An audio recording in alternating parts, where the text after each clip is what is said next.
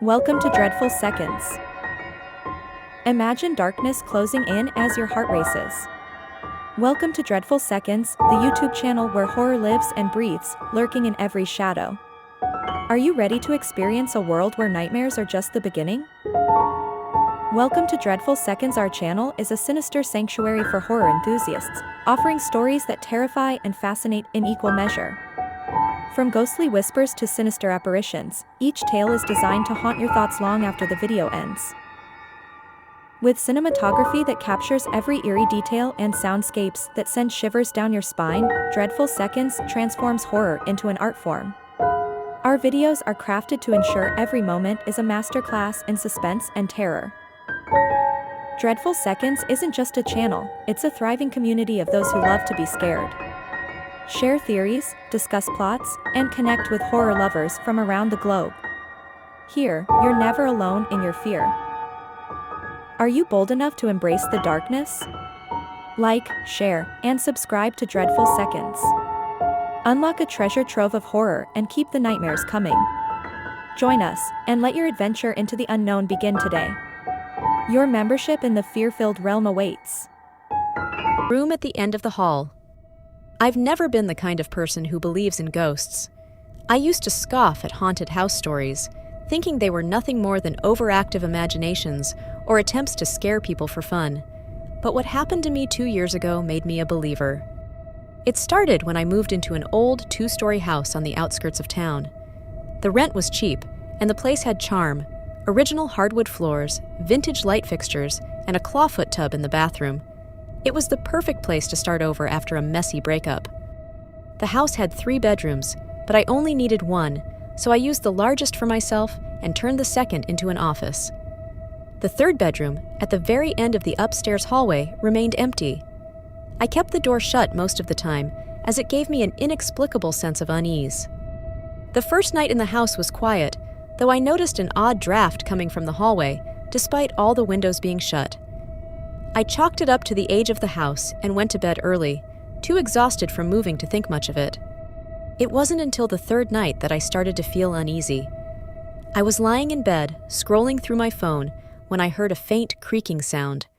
At first, I thought it was just the house settling, but the noise grew louder, more deliberate. It sounded like someone walking down the hallway. I froze, my heart pounding. "Hello?" I called out, my voice barely above a whisper dot. The footsteps stopped. I grabbed my phone, turned on the flashlight, and cautiously opened my bedroom door. The hallway was dark and still, and the door to the empty room at the end was slightly ajar. I could have sworn I'd closed it earlier. Feeling a chill crawl up my spine, I walked toward the room. As I pushed the door open, my flashlight revealed an empty space.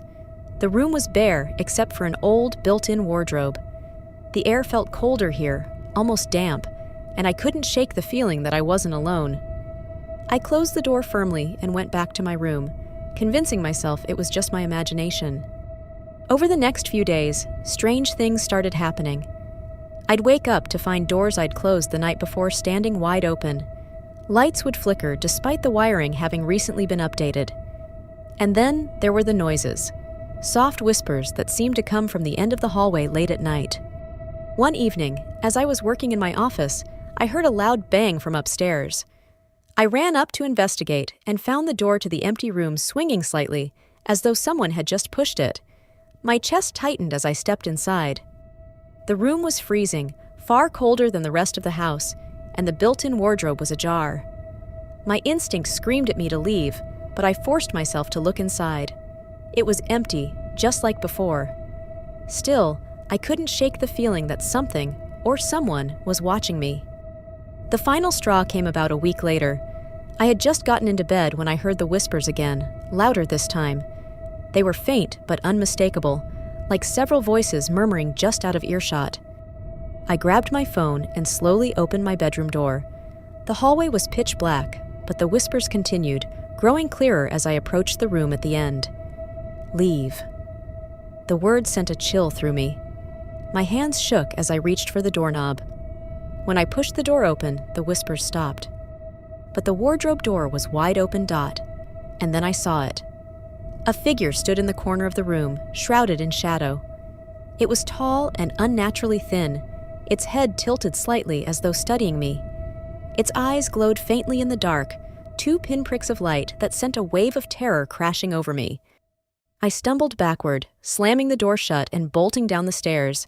I didn't stop running until I was outside, gasping for air. That night, I stayed at a friend's place. The next morning, I called the landlord to terminate my lease. When I mentioned the strange occurrences, there was a long pause before he finally said, "You're not the first tenant to leave because of that room." I moved out the following week. To this day, I don't know what I saw or what haunted that house, but I'll never forget the feeling of those glowing eyes watching me from the darkness.